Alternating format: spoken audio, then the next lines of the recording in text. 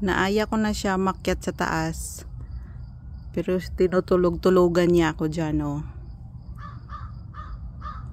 Yan, oh. Tinutulog-tulugan niya lang ako, oh.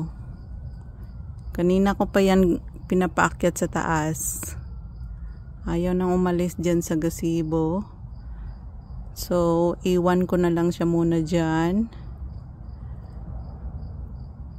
Kasi kapag tinatawag ko, tinutulog-tulugan ako. So, dyan ka muna. Iwan ko na lang muna siya dyan. Yan si Miko Boy.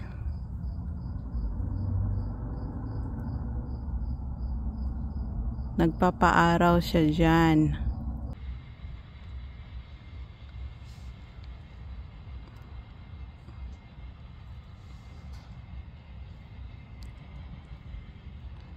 Dito lang siya sa gazebo. Mayroong ano dyan, oh. Opo. Yan si Miko Boy. Gusto niyang magtambay dito. Magpapaaraw siya dyan. Magpapatan siya. Ashush.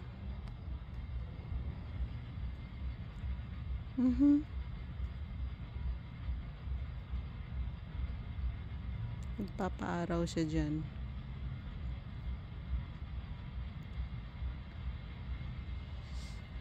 Miko Boy, let's go. Come on.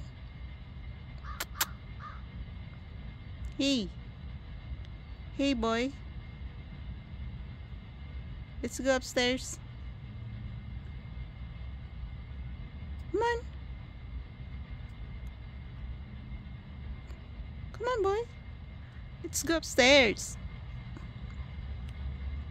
Hey. May work pa ako, ah. Come on. Come on. Mayroon tayong upo dito.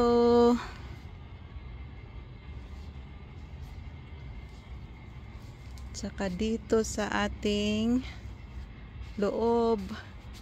May mga upo dyan, oh.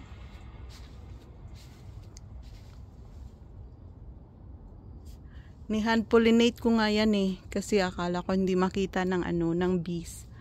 So, ni-hand pollinate ko sila. Pero inopen ko naman to para makapasok yung bees at mapansin niya yung upo dyan na bulaklak.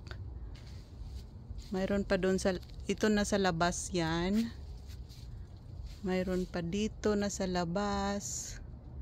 So marami pa tayong magugulay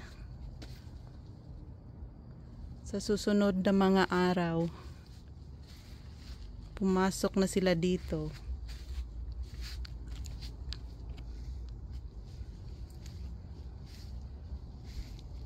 So nandyan lang sa loob ng gazebo. Yan, umakyat na dyan. Yan si Miko Boy. Ayaw nang pumasok sa loob ng bahay. May trabaho pa ako. Kanina ko pa tinatawag. Hindi siya namamansin. Ito yung mga sunflowers pa natin.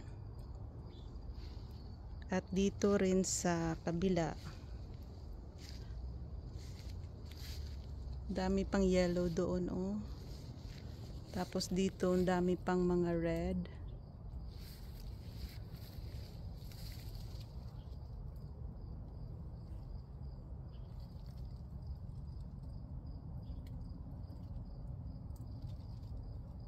Ganda nila, guys.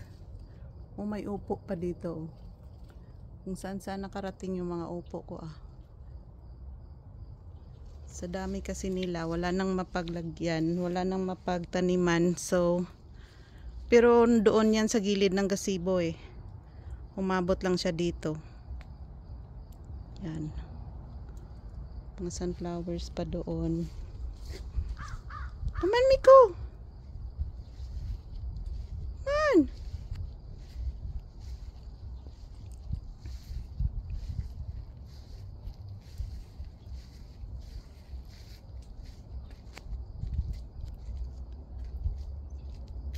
So yan pa rin yung garden natin.